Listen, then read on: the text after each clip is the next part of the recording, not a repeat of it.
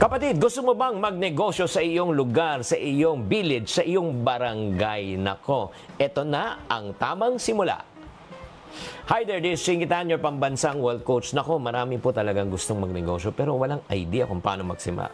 Alam mo ba, ang best business idea, minsan, hindi mo na kailangan lumayo o nandyan lang sa paligid mo. Kaya today, bibigyan ko po kayo ng mga tips kung paano ka magkanegosyo sa iyong area. Number 1, mapagmatiyag. Oo. Maging chismoso at chismosa. Ano ibig sabihin? I-observe mo muna yung mga pangailangan na paligid sa'yo. Tanongin mo sarili mo. Di ba?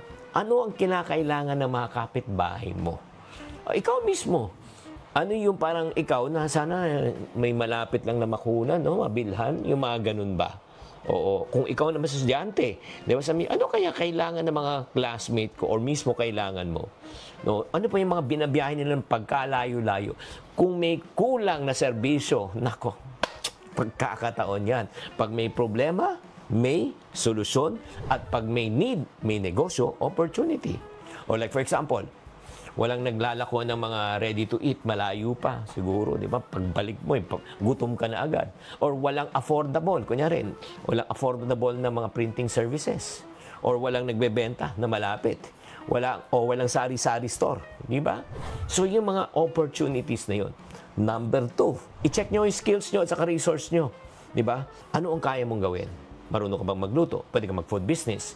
Techie ka ba? Pwede kang di ba? Cellphone repair or techie ka ba sa online? Pwede kang magsulat, graphics, video editing, di ba? Mahilig ka ba sa plants? Plantito, plantita. Ang ibig sabihin, kung anong alam mo, convert mo para kumita ka. Pangatlong tip, mag-umpisa ka ng maliit. Di ba? Pwede sa backyard lang, online lang. Di huwag ka mag-arkila ng pwesto. Oo, dito muna tayo.